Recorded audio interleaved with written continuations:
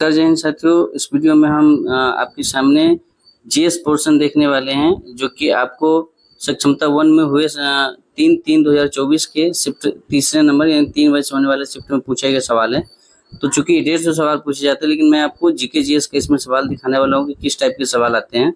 और किसी भी एग्जामिनेशन में प्रीवियस ईयर करके जाना काफ़ी इंपॉर्टेंट हो रहा है। प्रीवियस ईयर अगर कर लेते हैं तो मैक्सिमम क्वेश्चन वहीं से आ जाते हैं। ठीक है, तो चलिए बिना किसी देरी के हम शुरू करते हैं इस वीडियो को। तो आप ये देख लिए कि क्लास 1 to 5 का है जनरल सब्जेक्ट। ठीक है, क्योंकि 1 to 5 में तो जनरल ही होता है। तो हम सीधे क्वेश्चन पे आते हैं। क्वेश्चन नंबर, ये भी हिंदी का है, यहाँ से मैं दिखाता हूँ।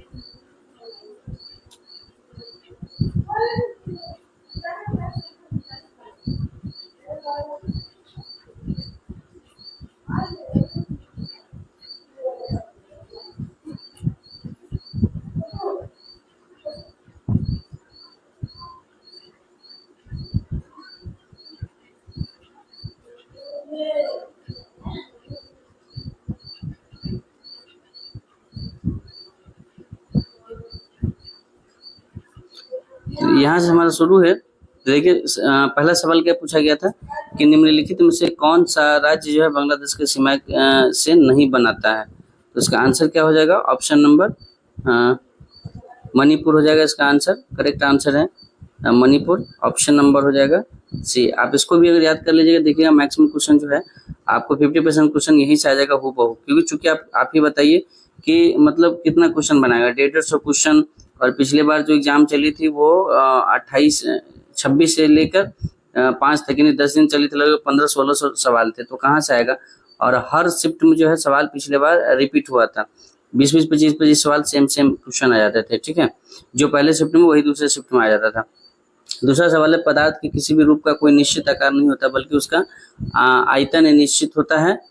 पदार्थ के इस रूप का एक उदाहरण क्या होगा? तो ये मिट्टी का तेल इसका आंसर हो जाएगा। चलिए अगला सवाल की तरफ देखते हैं। एशियाई खेलों की 400 मीटर की दौड़ जीतने वाली पहली भारतीय महिला कौन है? तो पीटी उषा जी जो है हमारी वो दौड़ी थी 400 मीटर का दौड़। ठीक है, उसके बाद अगला सवाल है कि विश्व बौद्धिक संपदा दिवस किस दिन मनाया जाता है? तो इसका आंसर हो जाएगा आपका 26 अप्रैल को। अब देखते जाइएगा सवाल, और सवाल को आप बस देखना है, आपको कुछ करना नहीं है। सवाल है कि 2023 में ग्रीस द्वारा किस देश के प्रधानमंत्री को grand cross of the order of honour प्रदान किया गया? तो इंडिया के, ठीक है, प्रधानमंत्री को दिया गया। ये करेंट सीए का होगा, करेंट अफेयर का क्वेश्चन जरूर है, बट करेंट अफेयर भी कभी कभी बैक में पूछ दिया जाता है। ऐसा नहीं कि अगर 24 में तो 24 का ही बैक पूछा जाएगा। अगला सवाल, भारत में वैज्ञानिकों को सम्मानित करने के लिए स्थापित नया पुरस्कार क्या है? कौन सा ऐसा पुरस्कार है जिसको सिर्फ वैज्ञानिक को सम्मानित किया जाता है? तो वह राष्ट्रीय विज्ञान पुरस्कार, ठीक है, जो कि नया पुरस्कार है जिसको स्थापित किया गया है। अगला है, बिहार की दूसरी राज्य भाषा कौन सी है? तो वो है उर्दू। ठीक है, उसके बाद डैश मूंगा रेशम के लिए प्रसिद्ध है। तो आसाम में जो है रेशम की खेती होती है, वहाँ मूंगा रेशम आसाम के लिए ये है। उसके बाद एक प्रगतिशील कक्षा में, आप चाहें तो इसको भी देख सकते हैं, बट अभी मैं जीएस करवा रहा हूँ तो पहले जीएस को देख लेते हैं। ठीक है, ये आपका टीचिंग एप्टीट्यूड का सवाल हो गया। ठीक है,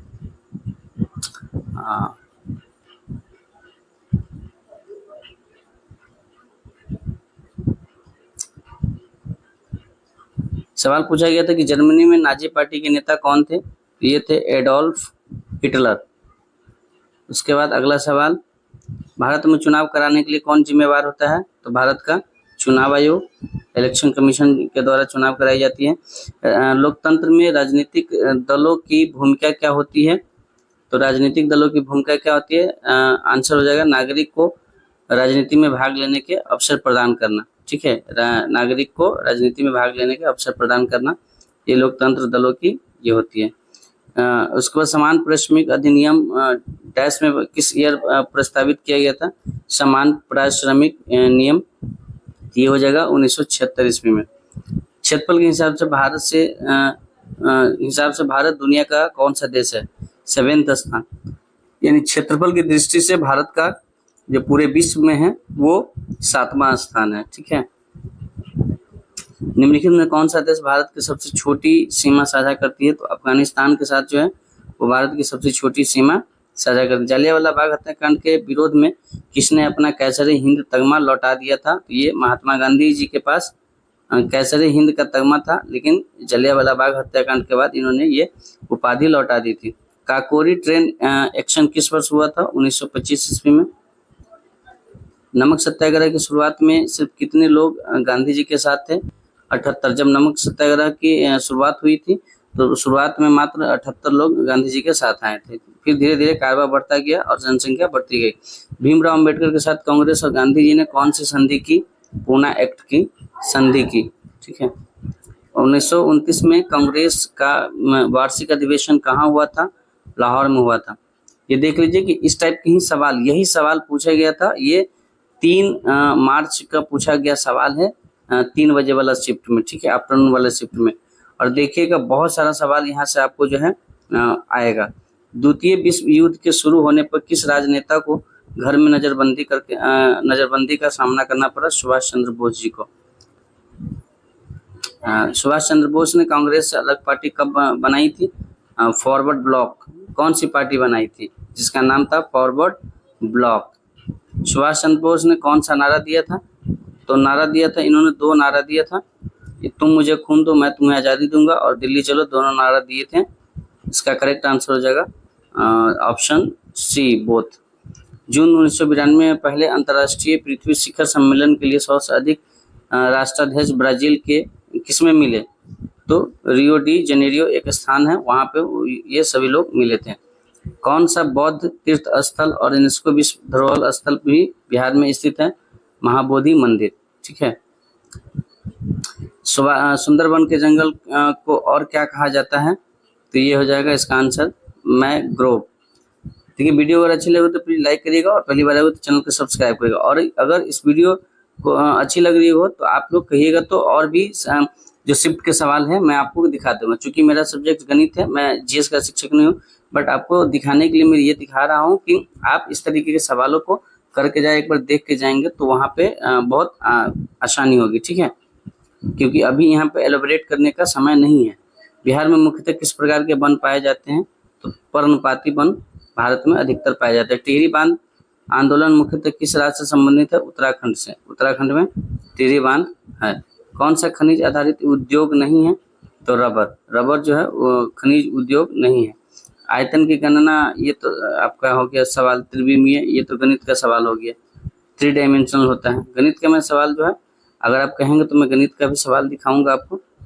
ठीक है, तो जिनको भी जानना होगा तो नीचे कमेंट करेंगे और कौन कौन सब्जेक्ट के वो जानना चाहें। जीएस का ज़्यादा होता है क्वेश्चन, इसलिए मैं चाहा कि जीएस का सवाल आपको दिखा दूं ताकि आपको एक ये हो जाए, अंदाज हो जाएगा किस टाइप के सवाल पूछे जाते हैं। ठीक है, ये सब गणित के सवाल हैं और गणित के सवाल भी काफ़ी इजी है। मैंने इस चैनल पे जिस दिन 29 फरवरी को मेरा एग्जाम था उस दिन आके ही मैंने अपने सारे सवाल करवाए थे, तो जाके आप वो भी सवाल आप देख सकते हैं इस चैनल पे। लिखेंगे सक्षमता परीक्षा मैथ्स भाई नीरज सर, आ जाएगा।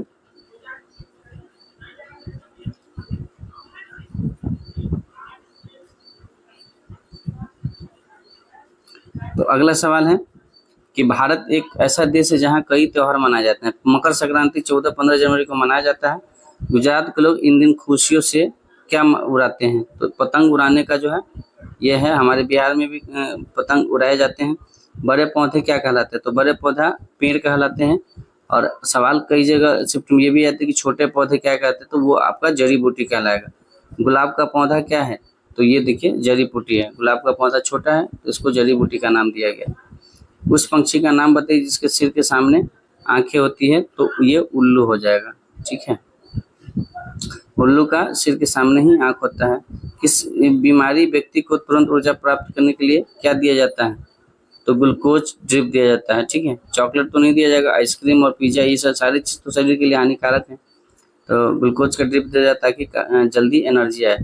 उसके बाद अमरूद, नींबू, संतरा और टमाटर किससे भरपूर है? तो ये विटामिन सी का संतरा ये है, इसमें जो है सिट्रिक अम्ल पाया जाता है। ठीक है, ये साइंस के सवाल है। दूध को पाश्चुरीकृत कैसे किया जाता है ना? पाश्चुराइज कैसे किया जाता है?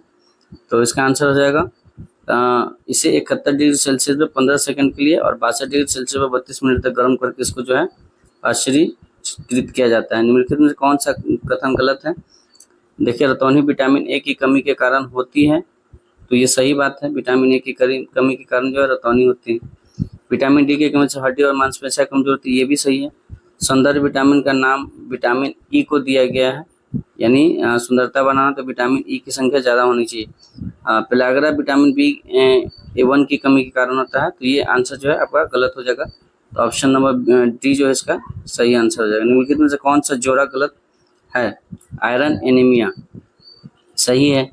उसके बाद विटामिन बी5 पेलाग्रा ये गलत है। बी3 नियासिन और के रक्त का थक्का जमने में।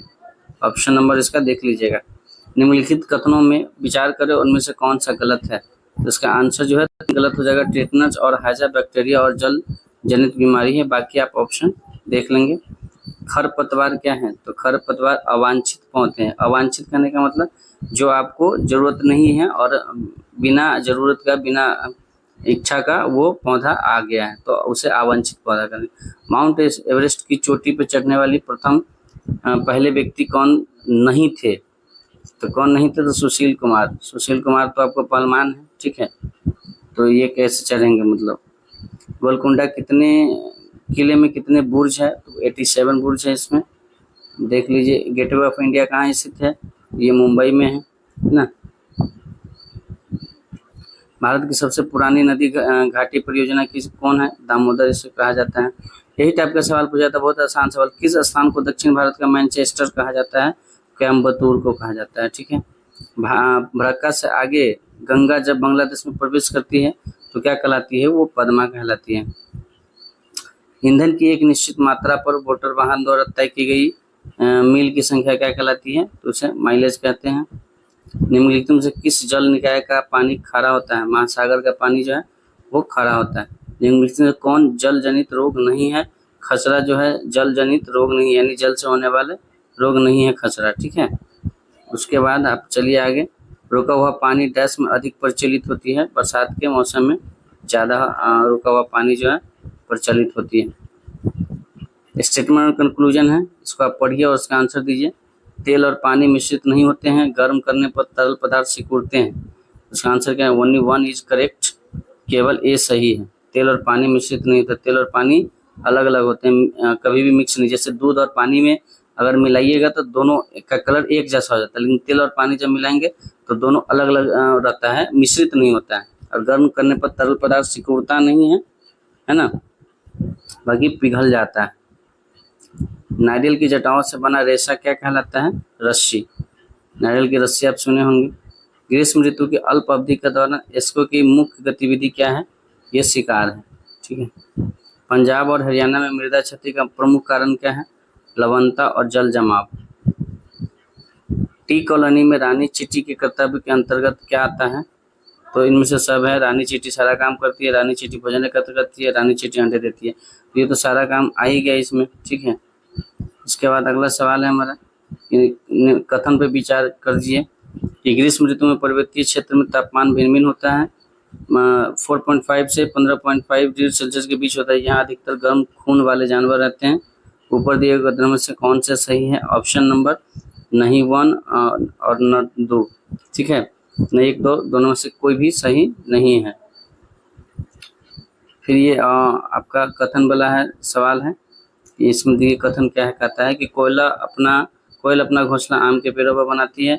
इंडियन रॉबिन अपना घोंसला मुलायम चिकोटी जड़ों और ऊन आदि से बनाती है। बारबेल अपना घोंसला एक छेद से बनाती है।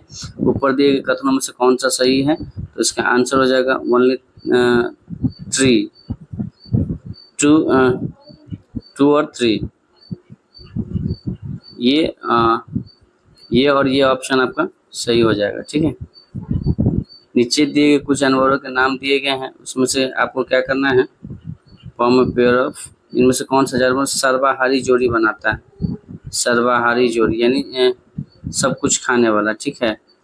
2 और 3 जो है ऑप्शन नंबर 2 पे है। 2 3, एक तो मनुष्य जो सब कुछ खाता है और दूसरा कॉकरोच, दोनों चीज खाता है, सब चीज खाता है। इनमें से कौन कॉफी पाउडर में मिलावट है? तो कॉफ़ी पाउडर में क्या क्या मिला रहता है? चिकोरी, इमली के बीज का पाउडर, ऑप्शन नंबर 4। निम्नलिखित से अपारदर्शी वस्तु का चयन कर लीजिए। कौन सा अपारदर्शी है जिससे आर पार आप नहीं देख सकते हैं? तो उसका आंसर हो जाएगा चारकोल, ऑप्शन नंबर ए। उसके बाद निम्नलिखित में कौन स्टेनलेस स्टील का घटक है? तो स्टेनलेस स्टील का घटक क्या हो जाएगा हमारा? वो हो जाएगा आयरन, ऑप्शन आयरन। इसके बाद लोहा, निकल, कार्बन, मैंगनीज और क्रोमियम, ऑप्शन नंबर 3 इसका जो है करेक्ट आंसर हो जाएगा। निम्नलिखित से किसका आकार निश्चित है? निश्चित आयरन का है। आयरन का आकार जो है निश्चित है। सर्वाधिक प्रकृतिशील धातु कौन सी है? ये पोटेशियम हो जाएगा। उसके बाद सही क्रम क्या है, इसको आपको दर्शाना है। इसका ऑप्शन आप देख लीजिए, ऑप्शन नंबर 4 सही है। जगत, फाइलम, श्रेणी और क्रम, ये चारों को ये करना है। स्थलीय आवास का एक उदाहरण क्या है? ये रेगिस्तान हो जाएगा, ठीक है। उसके बाद पौधों में शोषण मुख्य रूप के डैश से माध्यम से होता है? ये पत्तियों के माध्यम से पौधे जो है श्वास का काम करते हैं। किसी परिवहन का कौन सा साधन पहिए के आविष्कार पर आधारित नहीं है? बोट में पहिया नहीं लगा होता है। जमीन पर लुढ़कते फुटबॉल में से निम्नलिखित किस प्रकार की गति होती है? तो इसमें कौन सी गति होती है? इसमें आपको कौन सी गति होती है? 1, 2 और 4 इसका आंसर है। घूर्णन, रेखीय और वृत्ताकार। देखिए मैं ऑप्शन से इसलिए बता रहा हूँ क्योंकि मेरी जीएस उतनी स्ट्रांग नहीं है। मैं जीएस आपको सिर्फ दिखा रहा हूँ इसका आंसर क्या हो सकता है और क्वेश्चन कैसा कैसा पूछा गया, ठीक है। मेरे आपको मैं बता दूं, मेरे 96 मार्क्स है 150 में, जिसमें से आपके अधिकतम मार्क्स है हमारे गणित में मेरा आउट ऑफ मतलब 100% मार्क्स है। उसी का स्कोर मेरा जो अच्छा कर देता है। जीएस थोड़ा मेरा वीक है। जीएस मैं आप लोगों की वजह से ही दिखा रहा हूँ, आपके फ़ायदे के लिए, ठीक है। अदरवाइज जीएस चैनल का नाम ही नीरज यादव मैथ्स, जहाँ पे मैथ्स से रिलेटेड आप जो भी जानकारी है पूछ सकते हैं। और जितने भी भाई बंधु एग्जाम देने जा रहे हैं प्लीज़ वो हो सके तो हमारे नीचे टेलीग्राम चैनल का लिंक दे देंगे, उस पर आप क्वेश्चन जो है शेयर कर दीजिएगा कि क्या क्या टाइप का क्वेश्चन है, ताकि अगले जो शिफ्ट के साथी उनको फ़ायदा हो सके। एक सामग्री जो बिजली को अपने से गुजरने देती है उसे कहते हैं कंडक्टर यानी सुचालक। जैसे आपका कहने का मतलब हो गया ग्रेफाइट जिसको बोलते हैं, जो पेंसिल के अंदर में लगा रहता है। निम्नलिखित से कौन सा जोड़ा विद्युत के एक चालक और एक कुचालन से मिलकर बना है? चांदी और रबर। इसके बाद चुंबकीय कंपास को क्या कहा जाता है? नाविक compass, piece of copper wire from glass, नाविक कंपास इसको कहा जाता है, ठीक है। इसके बाद प्लास्टिक की कंघी को सूखे बालू से रगड़ा जाता है, जबकि कांच की छड़ को रेशमी कपड़ों से टुकड़ों से रगड़ा। इनमें से कौन ऋणात्मक रूप से आवेशित हो जाती है? इसका आंसर है प्लास्टिक की कंघी और रेशमी कपड़ा। इसके बाद जब प्लास्टिक की कंघी को यही चीज़ हो गया। पृथ्वी की सतह पर कितना पानी मौजूद है? तो पानी तो आपको पता है कि 75% पानी है, यानी 3/4, उसको 0.71, ठीक है। अगर एक में से कहा जाए तो ये परसेंटेज में नहीं दिया है। निम्नलिखित में कौन सा संसाधन गैर नवीकरणीय संसाधन नहीं है? इनमें से कोई नहीं। कोयला, पेट्रोलियम, प्राकृतिक। गैर नवीकरणीय मतलब होता है जिसका मतलब आप दोबारा उत्पादन नहीं कर सकते। ये सभी का जो उत्पादन बार बार होता है, इसलिए ये गैर नवीकरणीय नहीं है। संसाधनों का सावधानी पूर्वक उपयोग करना ताकि वर्तमान की आवश्यकता को पूर्ण करने के साथ साथ भावी पीढ़ियों का भी ध्यान रखा जा सके, क्या कहलाता है? तो ये कहलाता है सस्टेनेबल डेवलपमेंट। इसका आंसर हो जाएगा आपका ऑप्शन नंबर सी, सतत विकास। इसके बाद तो ये आप देखे होंगे, ये इस टाइप का जो है आपका सवाल पूछा जाता है आपके सक्षमता परीक्षा एग्जाम में। तो कल एग्जाम देने वाले सभी शिक्षकों को 23 तारीख से लेकर 26 तारीख तक एग्जाम है। सभी लोग एग्जाम दीजिए, और जो भी लोग एग्जाम देने वाले हैं उनके पास ये वीडियो शेयर जरूर कर दीजिएगा। जीएस का सवाल है, 3 मार्च का पूछा गया सवाल है। यदि आप और भी किसी सब्जेक्ट का जो प्रीवियस में पूछा गया सवाल है अगर उस चाहते हैं तो प्लीज़ आप उस सब्जेक्ट के बारे में कमेंट करेंगे, उसका मैं करवा दूंगा। गणित का मैंने अपना शिफ्ट का डाला है इस पे पूरे डिटेल वीडियो के साथ।